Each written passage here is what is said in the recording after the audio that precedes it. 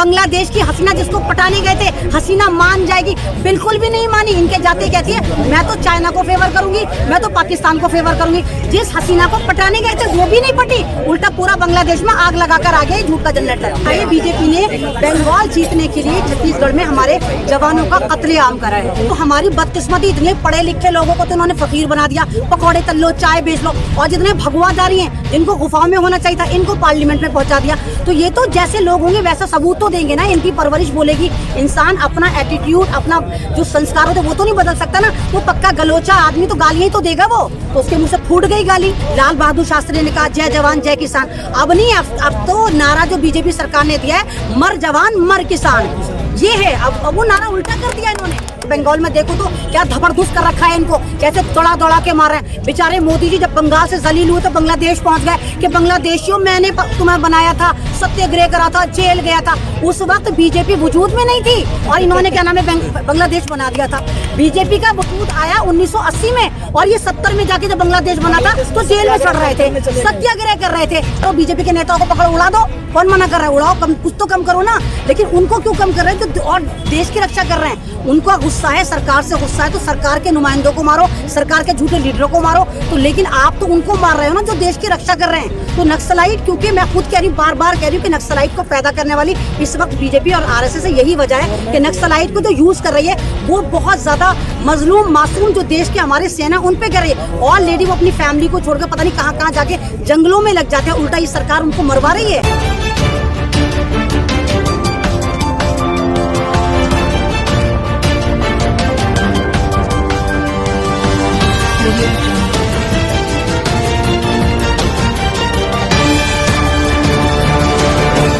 प्रशांत किशोर जी हैं, उनसे उन्होंने कहा था कि अगर ये बीजेपी चाहती है कि 100 सीट लेकर आए बंगाल में तो उसको नक्सलाइट हमला करवाना होगा।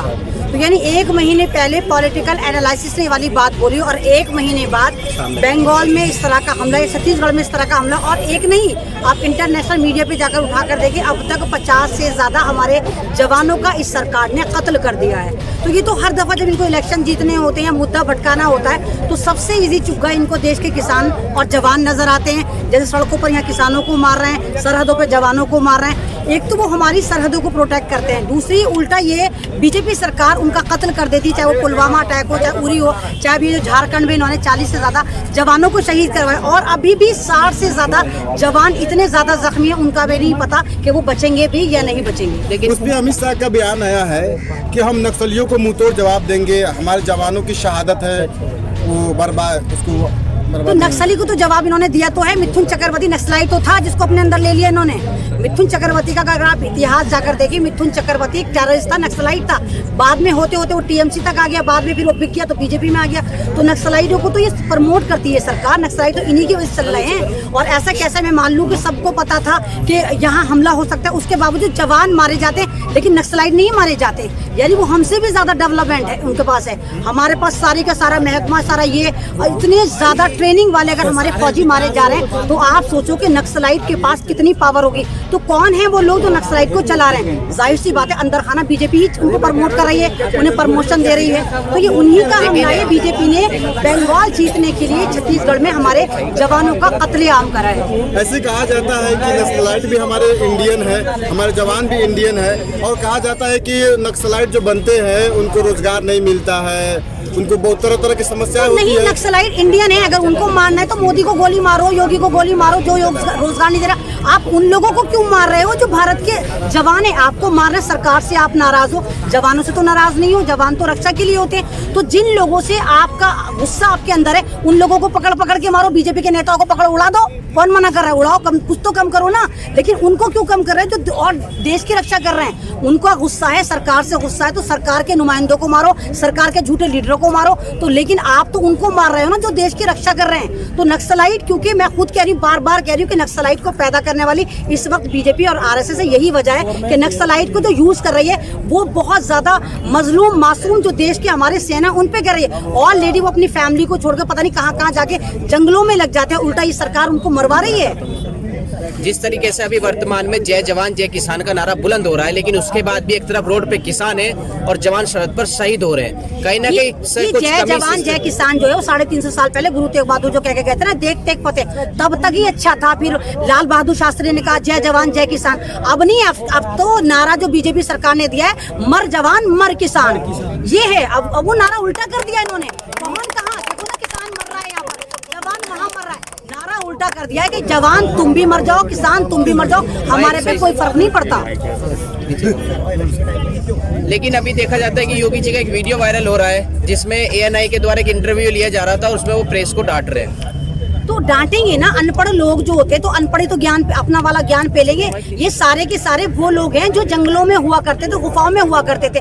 अब हमारी बदकिस्मती इतनी, पढ़े लिखे लोगों को तो उन्होंने फकीर बना दिया, पकौड़े तल लो चाय बेच लो, और जितने भगवादारी हैं जिनको गुफाओं में होना चाहिए था इनको पार्लियामेंट में पहुंचा दिया। तो ये तो जैसे लोग होंगे वैसा सबूत तो देंगे ना, इनकी परवरिश बोलेगी। इंसान अपना एटीट्यूड, अपना जो संस्कार होते वो तो नहीं बदल सकता ना। तो पक्का गलोचा आदमी तो गालियां ही तो देगा वो, तो उसके मुंह से फूट गई गाली। लेकिन नरेश टिकैत जी ने कल यहाँ पे पंचायत जो हुई थी उसमें कहा कि पथराव जिन्होंने करा था उन पर कार्रवाई नहीं चाहते, अगर कार्रवाई नहीं करेंगे तो अपराधियों के हौसले और बुलंद हो जाएंगे। तो उनको पता है ना कार्रवाई किन पे करेंगे। जो लोग उनको मार रहे हैं, जो लोग गोलियां चला रहे हैं, कौन लोग हैं वो सरकारी लोग तो हैं। जब टकैत साहब ने बोला था अलवर में, जब उन पे अटैक हुआ था 3 दिन हो गए इस बात को, तो उन्होंने यही तो कहा था ना कि गोली चलाने वाले बीजेपी के नेता हैं, बीजेपी के लोग हैं। तो कार्रवाई अगर बीजेपी के नेताओं पे होगी तो करेगा कौन? अदालत ये खरीद के बैठ गए, पुलिस इनकी है, एडमिनिस्ट्रेशन इनका है, तो कार्रवाई करो ना करो क्या फर्क पड़ता है, कहाँ पे कार्रवाई करेंगे जाकर। तो जिस तरह अपनी अदालतें लग रही है, अपनी पंचायतें चल रही है, इसी तरह ये जो किसान है इंशाल्लाह इसी तरह जीतेंगे। तो बंगाल चुनाव में कह रहे हैं कि अगर हम बीजेपी की सरकार बन जाती है तो ये उत्तर प्रदेश जैसा अपराध मुक्त कर देंगे। हैदराबाद में भी करते थे। ख्वाब दिखाने में तो कुछ नहीं जाता ना, ख्वाब दिखाने तो कुछ नहीं जाता, इनके कहने से कुछ नहीं हो जाता। बंगाल में देखो तो क्या धबरदूस कर रखा है इनको, कैसे दौड़ा दौड़ा के मार रहे हैं। बेचारे मोदी जी जब बंगाल से जलील हुए तो बांग्लादेश पहुंच गए कि बांग्लादेशियों मैंने तुम्हें बनाया था, सत्याग्रह करा था, जेल गया था। उस वक्त बीजेपी वजूद में नहीं थी और इन्होंने क्या नाम है बांग्लादेश बना दिया था। बीजेपी का वजूद आया 1980 में और ये 70 में जाके जब बांग्लादेश बना था तो जेल में चढ़ रहे थे, सत्याग्रह कर रहे थे। और अब इनसे ही पूछा जाए ना, जब तुम सत्याग्रह कर रहे थे फिर तुम ये वाली बात जवाब दो, जब तुमने NRC आसाम से शुरू करा था तो तुमने बंगालियों को उठा उठा के बांग्लादेश क्यों फेंका था? वो तुम्हारे बहन भैया नहीं थे, तुमने फैमिलियां खराब करी थी। तो ये तो झूठ का जनरेटर, जहाँ जाएगा झूठ ही बोलेगा। कहा जा रहा है कि जैसे ट्रम्प आए थे इंडिया में, उसके बाद लॉकडाउन लग गए थे तो देश के लिए पनौती साबित हुए। ऐसे ही मोदी जी गए थे अभी बांग्लादेश, अब ना लॉकडाउन लग गया पूरे देश में। हाँ, तो वहाँ तो आप देखो ना, आप बांग्लादेश में देखो, अब तक कम से कम 150 मासूम लोग मारे जा चुके हैं, जो ये कह रहे हैं कि इसकी हिम्मत कैसे हुई झूठ के जनरेटर की कि हमारे आए बांग्लादेश में आए, और ये कह रहे हैं हाँ हम ये कर आ गए, वो कर आ गए। और बांग्लादेश की हसीना जिसको पटाने गए थे, हसीना मान जाएगी, बिल्कुल भी नहीं मानी। इनके जाते कहती है मैं तो चाइना को फेवर करूंगी, मैं तो पाकिस्तान को फेवर करूंगी। जिस हसीना को पटाने गए थे वो भी नहीं पटी, उल्टा पूरा बांग्लादेश में आग लगाकर आ गए झूठ का जनरेटर। क्या लगता है आपको, जिस तरीके से आंदोलन हो रहे हैं और लगातार इससे पहले भी जो आंदोलन हुए हैं उनमें भी गोली चलाई गई हैं, अब इस देश में ऐसा ही होगा? यही माहौल बनेगा क्या? आंदोलन अगर कोई संविधान के दायरे में करेगा तो पथराव किए जाएंगे, गोलियां चलाई जाएंगी? ये तो इनकी डराने की राजनीति है। अब आप एक बात बताइए, हमारे जो किसान है 2-4 तो है नहीं, लाखों की तादाद में पूरे भारत में नियर अबाउट 95 करोड़ किसान है, 95 करोड़ के करीब हैं। तो कितनी गोलियां मारेंगे, कितना जुल्म करेंगे, कितना जेलों में भरेंगे? नहीं है गोलियां, नहीं है इतनी जेलें। तो ये किसान मूवमेंट कामयाब हो रहा है। अगर आप देखें टकैत साहब ने तो यहाँ तक कह दिया कि 4-5 स्टेटों में इलेक्शन हो जाए, उसके बाद हम इंडिया गेट आएंगे 4 लाख ट्रैक्टर लेकर। तो इनकी तो वैसे तोते उड़ रहे हैं सरकार के। अगर टकैत साहब पूरे किसानों को लेकर आ गए तो हमारा होगा क्या? ये तो 26 जनवरी का जख्म अभी तक नहीं भूले, जबकि चुनिंदा किसान गए थे दिल्ली में। अब आप सोचो, जब 4 लाख ट्रैक्टर दिल्ली में जाकर यलगार मचाएंगे तो इस सरकार के कहाँ से तोते उड़ेंगे, कहाँ से धुआं निकलेगा। तो ये तो गोलियां मारे, बम मारे, कुछ भी करें, इनको पता है ये किसान जो है इस वक्त एक क्रांति बन चुके हैं और इनको बिठाना, इनको कुचलना, इनको दबाना सरकार के हाथ से निकल चुका है। किसान जीत की ओर अग्रसर है। अगर किसान जीत की ओर अग्रसर है तो अब भी इतना लंबा इंतजार क्यों करना पड़ रहा है? तो जो चीज अच्छी होती है ना वो लंबाई में जाके, शॉर्टकट का जो रास्ता होता है बर्बादी की तरफ लेकर जाता है। जो लॉन्ग टर्म में जाते हो सीधा रास्ता बहुत ज्यादा सही होता है। और आप देखिए 5 महीने लगभग होने वाले इस किसान मूवमेंट को, और इतनी ही शिद्दत से अगर किसान यहाँ पर बैठा हुआ है, मैं कहती हूँ 4 किसान भी बैठे हुए हैं, ये जैसे कह रहे नहीं है, अव्वल बात तो हजारों है, अगर 4 भी बैठे हैं तो ये मूवमेंट कामयाब है। और सरकार को पता है, वो डर रही, इसलिए जल्दी इलेक्शन करवा कर ईवीएम को लूट रही है। आपने नहीं देखा आसाम में MLA पे जो खड़ा था वो खुद ही ईवीएम को किडनैप करके लेके जा रहा था, चल आ भाग चले। ईवीएम भी भागने को तैयार हो गई। वो तो आसाम वालों ने कहा कहाँ भाग के जा रही, इधर को आ। पकड़े गए थे, नहीं पकड़े गए थे। तो इनको पता है कि हम सिर्फ ईवीएम से सरकार बना सकते हैं, तो ये हर जगह लूट मार कर रहे हैं, लेकिन नाकाम हो रहे हैं। बंगाल में हार चुके, आसाम में जलील हो रहे, क्योंकि इनको पता है कि अब जो है कांग्रेस बैक कर रही है सत्ता की तरफ, इसलिए जलीली इलेक्शन करवा के लूट मार मचाना चाहते हैं। वो दावा जो है वो अब कामयाब होता है कि ईवीएम से बीजेपी जो है चुनाव जीतती है। ईवीएम पकड़ ये तो ईवीएम से ही जीतती है। पहले तो कहते थे, अब तो पकड़ी गई। ये तो ईवीएम से ही जीती है। अगर ईवीएम से ना जीती, आप सोचो ना, ईवीएम जिन मुल्कों ने बनाई है उन मुल्कों में क्यों कागज से इलेक्शन होता है? जिन्होंने बनाया वहाँ पे तो पेपर से हो रहा है, और जो खरीद के लेकर आए ये इतने बड़े वाले डिजिटल वाले हैं कि जहाँ पर भारत में इतने लोग नहीं पढ़े लिखे, वहाँ पर ये मशीन से करवा रहे हैं, क्योंकि इनको पता है कि ईवीएम को हैक कर लेते हैं, ईवीएम को लेके भाग जाते हैं, और जो इनका इलेक्शन कमीशन है वो इनके घर की बांधी है, वो सारी की सारी मशीनों को हैक कर देता है। लेकिन अब जनता भी जाग गई, किसान भी जाग गए। किसान जहाँ जहाँ इलेक्शन हो रहे हैं वहाँ जाके पंचायतें कर रहे हैं, बता के आ रहे हैं कि तुम्हें करना क्या है, तुम्हें ईवीएम को बैन करना है, ईवीएम पे नजर रखनी है। और ये जितने भी आरएसएस के जाफरानी गुंडे या बीजेपी के जितने अलात्कारी बलात्कारी हैं, इन सबको कैसे नकेल डालनी है वो सारे किसान बता करा रहे हैं। लेकिन जिस तरीके से सरकार अब बिल्कुल चुप बैठी है,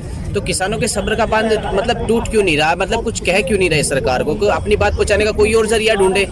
नहीं तो बात कहीं ना कहीं सरकार इग्नोर कर पहुंच रही है ना बार-बार। वो चुप बैठे हुए, कोई ना कोई षड्यंत्र रच रहे होंगे इनके खिलाफ, क्योंकि अगर ये चुप बैठे हैं तो कुछ ना कुछ अंदर खिचड़ी पका रहे होंगे। लेकिन ये किसान अगर शर्री होते या आतंकवादी सोच के होते तो पहले दिन जाके दिल्ली को ध्वस्त कर देते, लूट लाट के आ जाते, जब ये नवंबर में दिल्ली में आए थे। इतना मुश्किल नहीं था।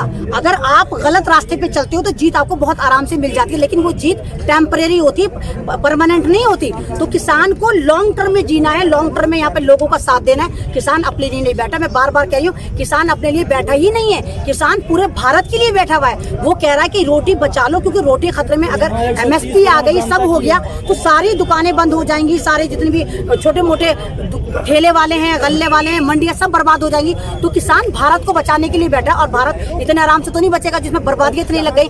तो ये हल्के हल्के जो स्ट्रेटेजी लेके किसान चल रहे हैं, तो ये सरकार इनसे डरी हुई है, इसीलिए ड्रामेबाजी